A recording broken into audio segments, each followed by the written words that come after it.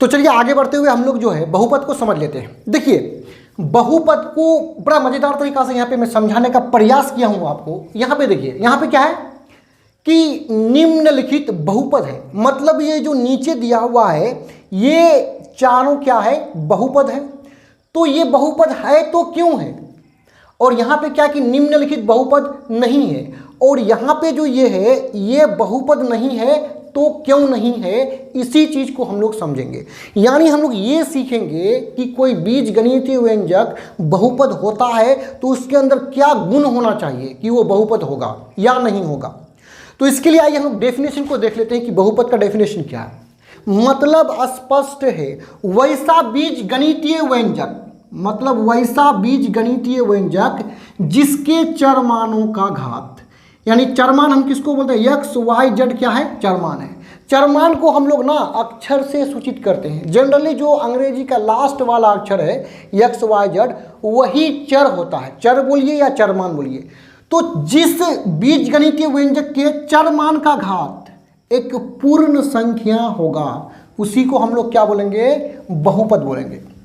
तो देखिए अब हम लोग समझते हैं कि यार चरमान यानी x का घात या y का घात या z का घात क्या होना चाहिए, पूर्ण होना चाहिए, पावर क्या होना चाहिए, पूर्ण होना चाहिए। तो थोड़ा समझ लेते हैं कि पूर्ण संख्या क्या है। पूर्ण संख्या 0 से शुरू होकर के अनंत तक चलता है, यानी 0 1 2 3 4 5 इस तरह से चलते रहेगा। 0 से शुरू होता है अनंत तक चलता है, तो इसी को हम लोग क्या बोलेंगे, पूर्ण संख्या बोलेंगे। अब ये देखिए यहाँ पे जो a नंबर से d नंबर तक बहुपद है। क्यों बहुपद है, तो बहुपद को पहचानने के लिए हम चर मान के घात को देखेंगे, x y या z के पावर को देखेंगे, यदि पूर्ण है तो वो बहुपद है। अब देखिए पहला बहुपद, पहला बीजगणितीय व्यंजक में देखिए यहाँ पे क्या है, x का घात 3 है, 3 क्या है, एक पूर्ण संख्या है, ठीक है। यहाँ x की घात कितना है, 2, क्या है, पूर्ण संख्या है। अब यहाँ देखिए 5 की घात, यहाँ पे 4x, x की घात कुछ भी नहीं तो हम कितना समझते हैं, एक समझते हैं, एक पूर्ण संख्या है इसलिए ये बहुपद है। अब यहाँ पे देखिए x की घात कितना है, 2 है, क्या 2 पूर्ण संख्या है, यस 2 एक पूर्ण संख्या है इसलिए ये भी एक बहुपद है। अब यहाँ देखिए √2x है, यहाँ जो आप x देख रहे हैं x की घात कुछ भी नहीं है तो हम एक समझते हैं, क्या ये पूर्ण संख्या है, यस एक पूर्ण संख्या, तो ये भी एक बहुपद है। अब सवाल उठता है कि क्या 4 बहुपद है, तो बहुपद के लिए हम क्या देखेंगे, चरमान का घात एक पूर्ण संख्या होना चाहिए। तो यहाँ 4 का हम लोग क्या करते हैं, इसका चरमान यानी x के रूप में बदलने का प्रयास करेंगे। क्या 4 को हम लिख सकते हैं 4 गुना 1, और आप एक बात जानते हैं किसी भी संख्या पर पावर 0 रहेगा तो उसका मान 1 होता है। इसका मतलब ये हुआ 4 गुना x का भी पावर यदि 0 होगा तो इसका मान कितना होगा, 1 होगा। तो 1 के जगह हम x पे पावर 0 लिख सकते हैं, इसको आगे बढ़ाएंगे तो 4x पे पावर 0 हो जाएगा। अब इस 4 को x के रूप में बदले, x वाले पद के रूप में बदले, और यहाँ x का घात कितना है, 0 है, क्या 0 एक पूर्ण संख्या है, यस 0 एक पूर्ण संख्या है इसलिए ये भी बहुपद होगा। अब ये बहुपद क्यों नहीं होगा, देखिए पहले समझिए कि बहुपद हम किसको बोलते हैं कि जिस चरमान का घात क्या हो, एक पूर्ण संख्या हो। तो पूर्ण संख्या होगा तभी बहुपद है, अगर पूर्ण संख्या नहीं होगा तो बहुपद नहीं होता है। तो यहाँ समझिए कि पूर्ण संख्या कौन सी संख्या को हम पूर्ण संख्या नहीं बोलेंगे। देखिए यहाँ पे देखिए, क्या पूर्ण संख्या कोई भी नेगेटिव में है, नहीं है, मतलब पूर्ण संख्या नहीं होता है, पूर्ण संख्या नेगेटिव नहीं होता है। एक दूसरा, कोई भी पूर्ण संख्या बट्टा में है, भिन्न में है, नहीं है, इसका मतलब पूर्ण संख्या भिन्न में नहीं होगा।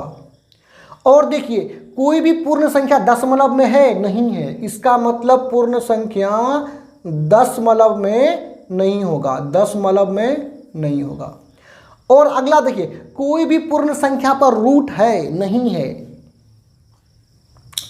यानी यूं समझिए पूर्ण संख्या ना नेगेटिव में होगा, ना भिन्न में होगा, ना दशमलव में होगा, ना रूट में होगा। इसका मतलब ये हुआ कि यदि x का घात नेगेटिव होगा वो बहुपद नहीं होगा, यदि x का घात यहाँ पे पूर्ण संख्या के जगह में यदि भिन्न है तो बहुपद नहीं होगा, दशमलव भी होगा तो बहुपद नहीं होगा, रूट भी होगा x पर तो वो बहुपद नहीं होगा। अब यहाँ समझिए, अब यहाँ पे देखिए पहला, क्या ये बहुपद है? ये नहीं है। क्यों नहीं है? देखिए x की घात 3 है, 3 पूर्ण संख्या, 6x की घात 2 है, क्या है? पूर्ण संख्या। यहाँ तक तो ठीक है। 2x की घात -1, यानी ये जो पावर -1 है, x का घात पूर्ण होना चाहिए ना। क्या कोई भी पूर्ण संख्या नेगेटिव में है? पूर्ण संख्या नेगेटिव में होता है? नहीं होता है। तो इसका घात जो है तो पूर्ण संख्या नहीं है, क्योंकि -1 पूर्ण संख्या नहीं होता है। जब x का घात पूर्ण संख्या नहीं है तो ये बहुपद नहीं होगा। दूसरा देखिए, यहाँ x की घात 3/2, यानी x की घात जो 3/2 है, क्या ये पूरा 3/2 पूर्ण संख्या है? ये 3/2 पूर्ण संख्या नहीं है। पूर्ण संख्या बट्टा में होता ही नहीं है। तो यहाँ x की घात बट्टा में होगा तो ये बहुपद नहीं होगा, क्योंकि 3/2 पूर्ण संख्या नहीं है। बहुपद होने के लिए घात पूर्ण संख्या होना चाहिए।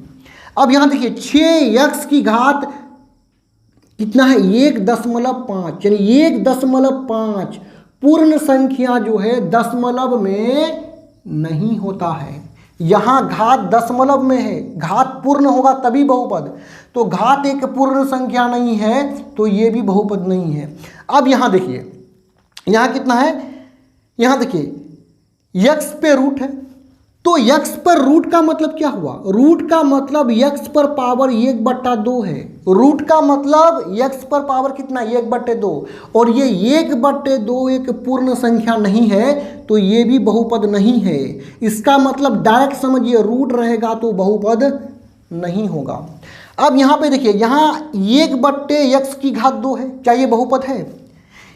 देखिए ये नीचे है ना, हर में x की घात 2 है। यदि इसको ऊपर लेके जाएंगे तो x की घात कितना हो जाएगा? -2, यानी इसको ऊपर लेके जाएंगे तो इस जब भी कोई नीचे वाला संख्या ऊपर जाता है तो उसके पावर यानी घात का साइन बदल जाता है। यहाँ 2 के आगे में कुछ भी नहीं तो प्लस है, ऊपर जाएगा तो क्या हो जाएगा? माइनस। जो ही माइनस होगा तो ये पूर्ण संख्या नहीं है, इसलिए ये भी बहुपद नहीं होगा। इसका मतलब यदि हर में x का घात पॉजिटिव में हो, प्लस में हो, तो वो बहुपद नहीं होता है। तो इस प्रकार आप देख रहे हैं कि बहुपद होने के लिए चरमानों का घात एक पूर्ण संख्या होना चाहिए। यदि पूर्ण संख्या है तो बहुपद है, पूर्ण संख्या नहीं होगा तो बहुपद नहीं होगा। तो यहाँ पे वीडियो समाप्त होता है। चैनल को सब्सक्राइब जरूर कीजिएगा। धन्यवाद।